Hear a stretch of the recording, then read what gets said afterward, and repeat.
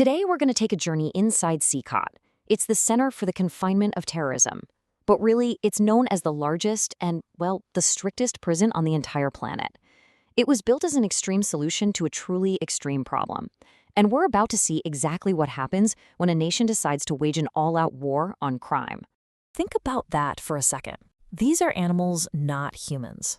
That single sentence, coming directly from El Salvador's leadership, really sets the tone for everything we're about to see. It's the official reason for one of the most controversial prison projects in modern history, and it tells you everything you need to know about how the government sees the 40,000 people this place was built for. So how did this tiny Central American nation even get to this point? I mean, why build a prison on this kind of epic scale? The short answer is that it was a desperate gamble, born out of a truly desperate situation. You have to understand, for decades, life in El Salvador was just dominated by gang violence. We're talking about groups like MS-13 and Barrio 18. They weren't just criminals, they were like a shadow government. They extorted businesses, they controlled entire neighborhoods, and they killed without a second thought. For the average person, daily life was a battle just to survive. Okay, just look at these numbers. The change is absolutely staggering. Before this government crackdown, El Salvador had one of the highest murder rates in the world. We're talking 104 homicides for every 100,000 people. Afterwards, that number just plummeted to 2.4. This is the result the government holds up as proof that their plan, however harsh, actually worked.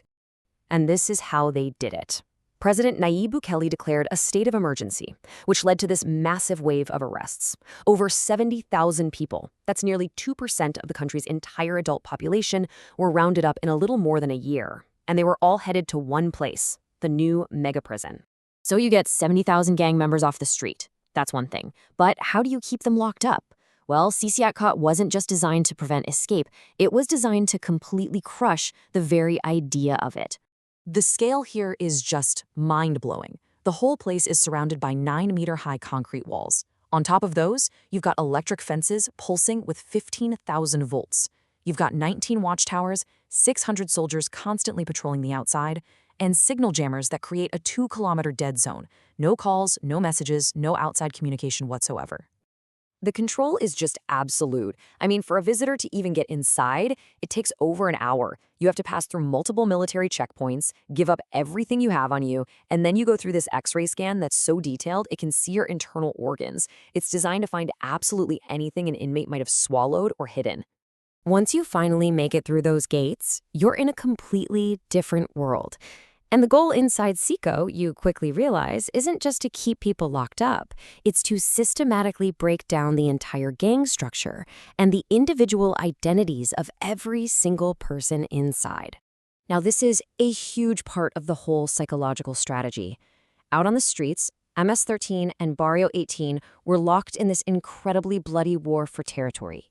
Here, they're literally packed into the same cells. You strip them of their weapons, their power, their identity, and you force these mortal enemies to live side by side, day in and day out. The living conditions are just relentlessly grim. Every prisoner gets about half a square meter of personal space. That's it. You have 80 men sharing just 2 toilets. The lights are never, ever turned off. They're on 24/7. They get exactly 1 hour a week outside their cell for exercise. And the biggest one, 0 family visits. None. Ever. And that's the point you really have to let sink in. This isn't a temporary thing. This isn't about rehabilitation.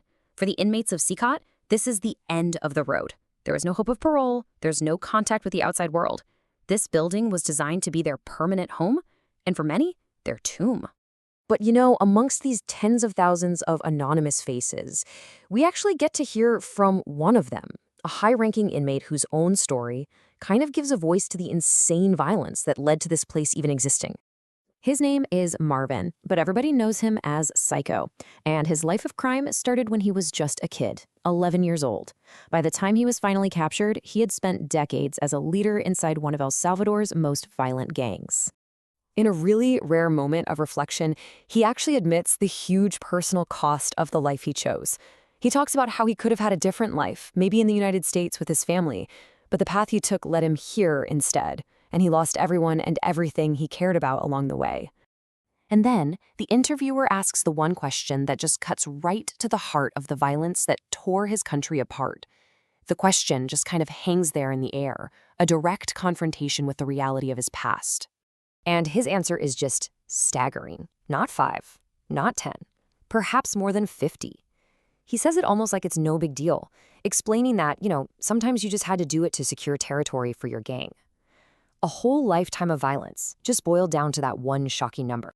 So, Psycho's story is just one of thousands.